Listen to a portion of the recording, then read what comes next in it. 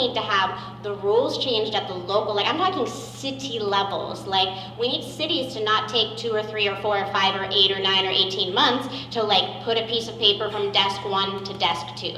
Like those are the kind of things that are happening in California that do not happen in other states. I own real estate in Pennsylvania. Let me tell you, you like roll up to an office, you sign some papers with a pen on paper in person, and they give you your permits, and you like go do your project. You can't do that in California. So we have got to get our like city level and county level people saying, okay, I will let you build that granny flat, build that ADU, which we did get a little bit of relief on the ADUs from Sacramento on January 1, 2020. We did get a little bit of relief, but I mean, California's just, there's so many things going on, but I think Kevin has a really good vision because he's definitely not gonna put skyscrapers in Norco. That is for sure. No skyscrapers in Norco, nobody has to worry about that.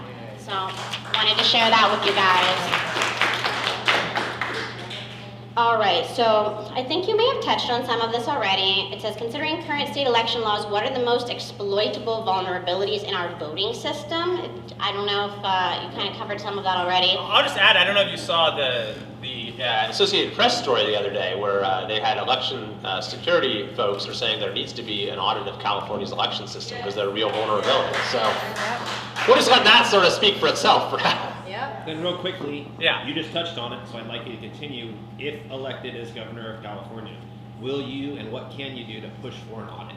So do you want to start doing that? Just because you touched on that, and that's been something that a lot of people have asked. Okay, so here's the way I see that. It's like, why not look at it?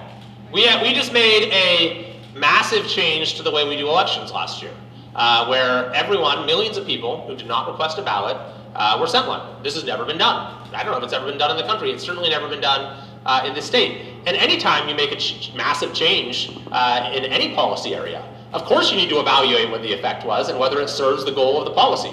So our goal for elections should be to have free and fair elections. And if we massively overhauled the election process, why wouldn't we look to see whether it served that goal? I don't know what the argument is against that. All right. So many good round of applauses here. Next question, what do you plan to do about thinning the forest and getting water to SoCal? And I bet he does not plan to build a pipeline to the Mississippi. 14 power plants. Why not? I was heard it only cost a few trillion. Immediately. Okay, so those are two huge questions, thinning the forests and water. So let's start with the drought, which, you know, we are in again. We're told shorter showers are around the corner. Farmers are already being told they need to fallow their fields. And why? Why is this happening? Well, if you ask Gavin Newsom's agriculture secretary, the reason is Mother Nature and climate change. It's actually what she said. Mother Nature and climate change are to blame. She then added, there is plenty of pain to go around this year. Plenty of pain to go around. There's going to be a lot less pain to go around after September 14th, for one thing. So let's just analyze that statement for a second. Mother Nature is to blame. I mean, the whole reason that we form governments is so that we can come together and solve some of the problems that nature presents, right? And so if you just sort of surrender to nature, that is literally an admission of political ineptitude. The reality is that while our reservoirs are low right now, they were overflowing just a few years ago. And so you'd think if we had a half-witted political class, our politicians said, maybe we should think of a way to save the water in the wet years so we can use it in the dry years. I mean, I know this is a novel concept. We haven't built additional storage in California in any significant way since the 1960s, the State Water Project. Wow. We have more than enough water that comes to us by the grace of God. We just have to manage it responsibly. So in brief, what I have proposed is a constitutional amendment to say that automatically we're going to set aside 2% of the state budget every year towards water storage and other supplies to enhance our water supply.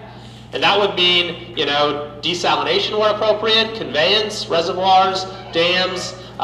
It's an all of the above approach. And what my proposal is that remains in place. You automatically set aside that portion of the budget until we've added 5 million acre feet to our annual water supply. And then this era of shorter showers and fallow fields will be over. Now, when it comes to thinning the forests. Once again, we are seeing just absolute, like absolutely surreal images of communities being burned down. I was just out observing the Calder Fire last week, and that was before it sort of reached parts of Tahoe. I don't know if you saw these images of the beautiful ski resorts we have up there that are just orange. You know, it's like, I've never seen anything like it. Incredible. And we've got, I just talked to someone, I was Wendy, I think, right, who said maybe your husband or one of your relatives is up there helping with the Calder Fire. When I was out there, they showed me one forest that actually, you know, did okay, that withstood the flames, because there had been local citizens there who had formed fire-safe councils and had actually done mitigation work to eliminate the ladder fuels so that the fire didn't catch as strongly there as it did in other areas.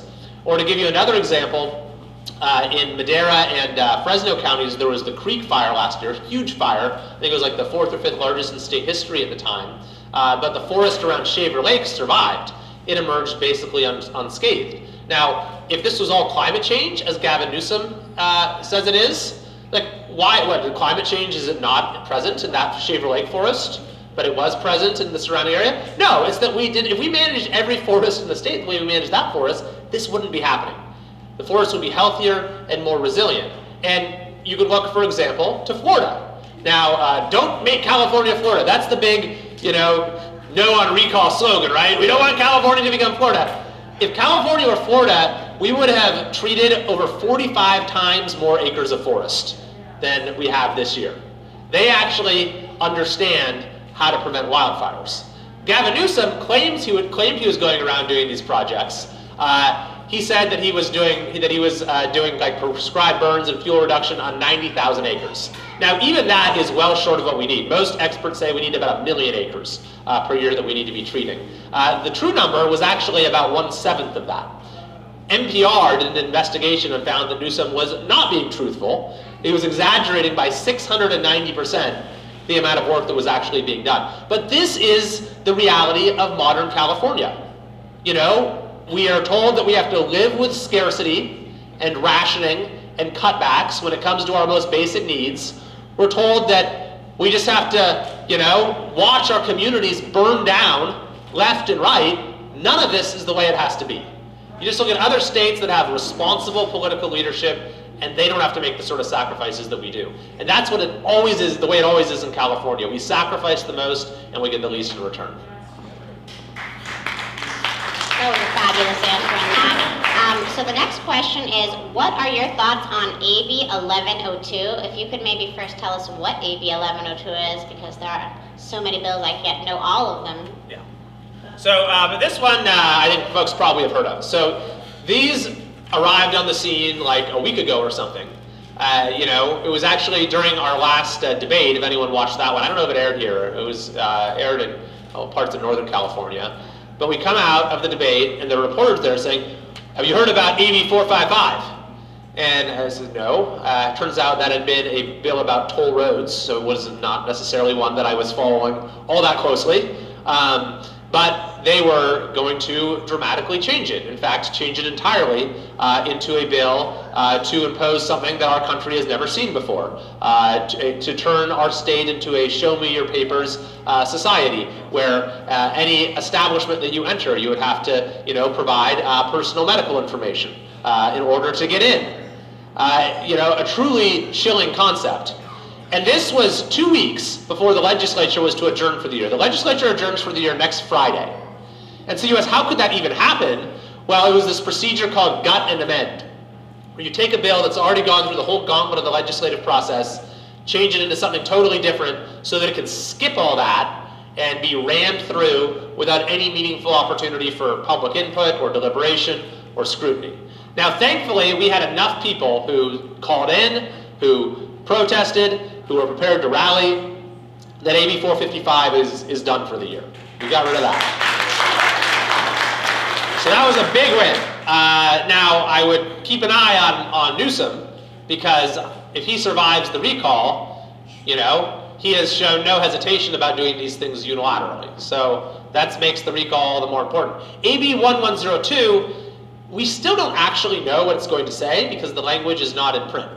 Like, that is crazy. The legislature adjourns for the year on Friday, and they're going to do this sweeping bill, and it's not even in print yet. They did release a mock-up to the press a few days ago. There was at first some notion that this was going to be like a mandate on employers to require proof of vaccination for all of their employees. What they're saying now is that no, it's simply going to be, they're saying it's declarative of existing law, but I don't know about that. They're saying it's going to basically authorize employers to require this of their employees and provide litigation protection and that sort of thing. So I know that there's going to be a rally at the Capitol, I want to say, sometime next week about this bill. And I think that the Assembly is planning to introduce it or to consider it probably early next week. So if this is something that you care about, I would encourage you to call your representative and to make your voice heard in every way you can. All right, our next question. I know who wrote this. I recognize their handwriting. What could you do to help bring businesses back to California? So, great question. And once again, the theme of Gavin Newsom sort of taking what was already California's long-term decline and bringing it to this like total free fall, that is very clear here.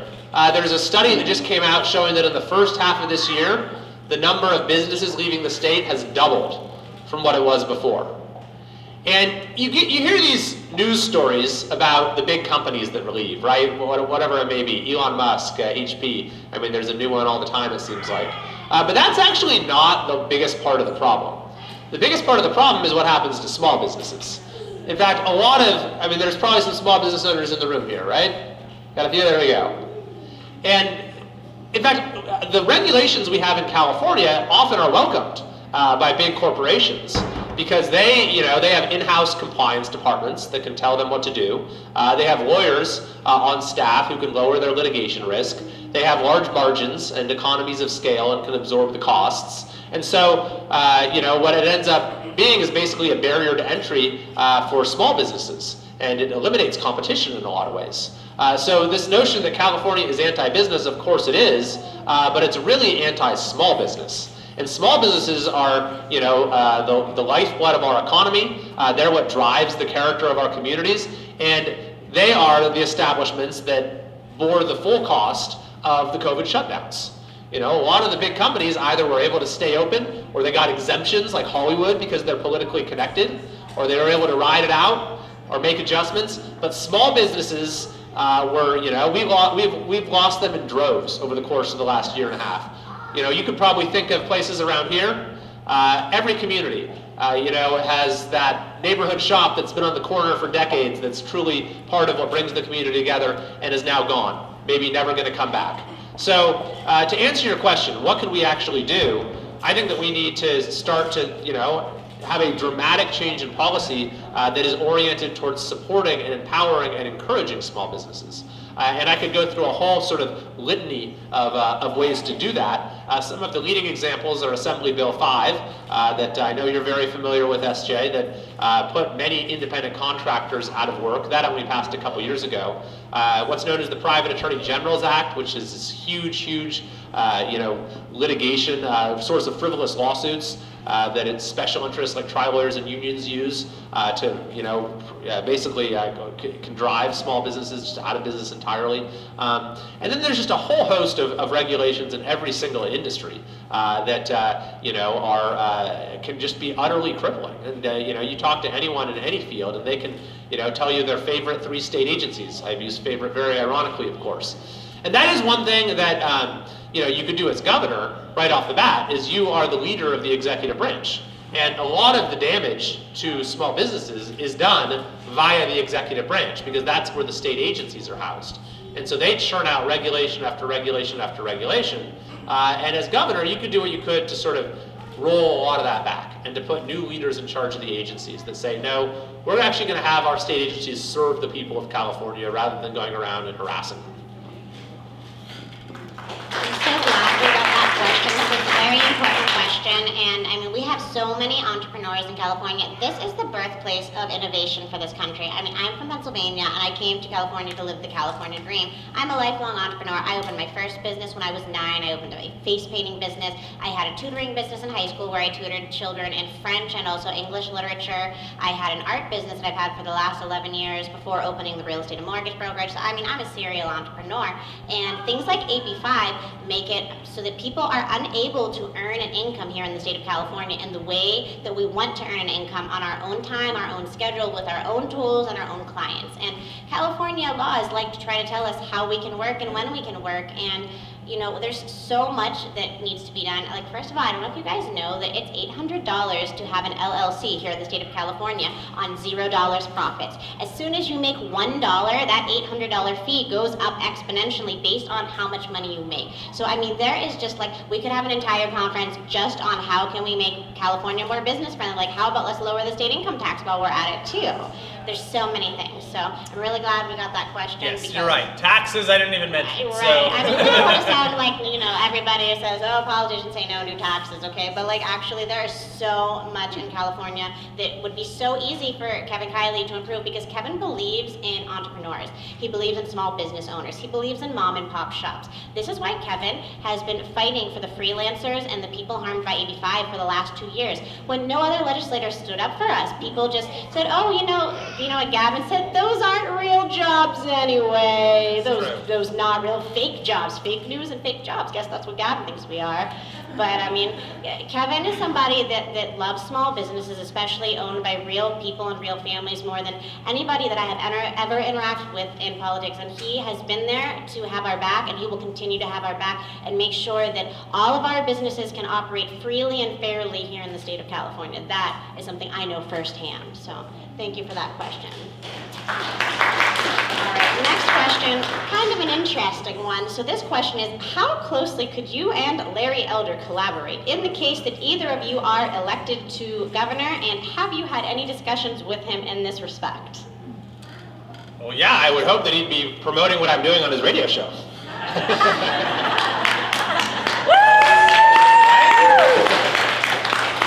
No, I like Larry a lot, and we have talked, and he went on Fox 11 and said that he'd want to make me his chief of staff. And so then I went on Fox 11 and said, all right, Larry, sure, you can be my chief of staff if you want, maybe communications director.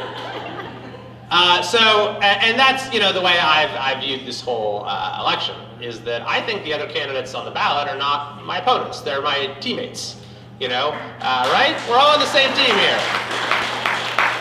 We're all on team get rid of Gavin Newsom, which is the right team to be on. And that's the way a recall works, which is, you know, it's kind of confusing because we're used to elections being like one person against the other, right?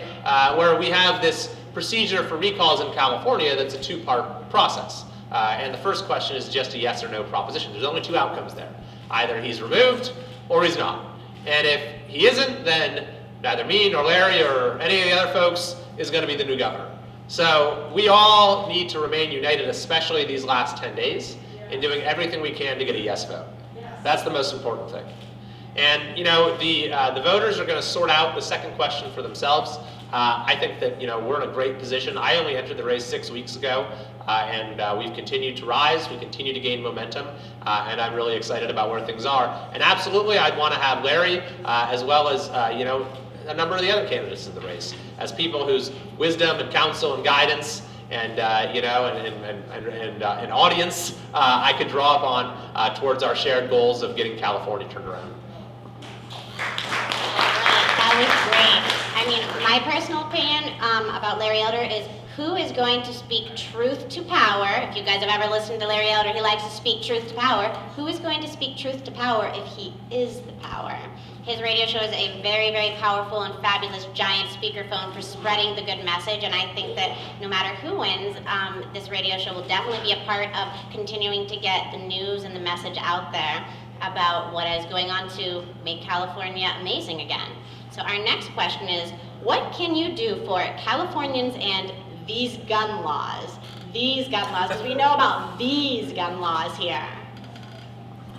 Well, got a, I think, perfect voting record for all of the groups, Firearms Policy Coalition, Gun Owners of California, NRA. But to be honest with you, that's not that hard because the things that are proposed are just so crazy that, any reasonable person who's read the Constitution would vote against them. I actually have tried to do things to advance Second Amendment issues as well. That is an uphill battle in this state. California, definitely needs to get back to, respecting the Constitution. We have had a number of our laws that have been struck down by the courts. Of course, most recently, when a federal judge did this, Gavin Newsom decided he'd respond by calling a special press conference to slander the judge by name. Called him a stone-cold ideologue and a wholly owned subsidiary of the NRA. He actually did this. Judge rules against him in court. He says, I'm calling a press conference, come media. This judge names him, says he's a stone-cold ideologue and a wholly owned. I mean, if that is not trying to intimidate the judiciary, then what is? And, by the way, our case against the governor was coming up at that point in time. So we're like, is he trying to send a message to other justices on the court? It's just another example of how this governor just does not respect the way our system of government is supposed to work.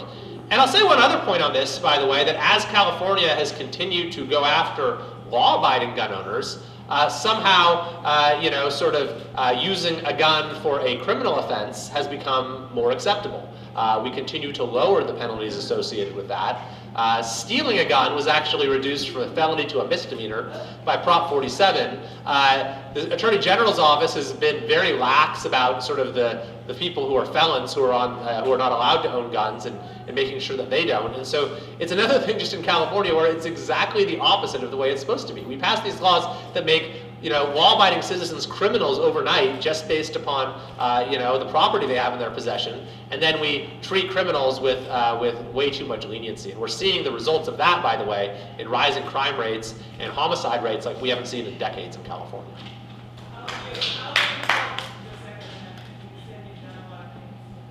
Can you just say that again? We have a question from the audience, and the question is, in case you couldn't hear her, is what have you done to support the Second Amendment? Just while we're on the topic, guys. Well, it was the things I just outlined in terms of voting against a lot of the terrible bills that have come up. Like most recently, they tried to do a tax. I don't know if you saw this on firearms. I have proposed some legislation along these lines. One example was what's called Free Hunting Day, which is supported by actually a pretty diverse coalition of the gun rights advocates, the hunting groups, as well as some of the environmental groups. The idea is that you designate 2 days a year where you're going to have someone can go out and can hunt without a license if they go with someone who does have a license. So it's designed to sort of, draw people in to the culture. And all the environmental groups actually like this because, they don't like the fact that hunting is on the decline because it's a lot of the hunters who actually are kind of eyes out there for poachers to make sure that poaching isn't going on. And then also, they need people to be getting licenses because a lot of that then goes to sort of, provides funding for some of these environmental type projects. So that's one example. All right, thank you for that question. Okay, this question, which I'm glad I can read cursive. I'm a millennial and I can read cursive. Don't know if all millennials can read cursive because I went to school in Pennsylvania.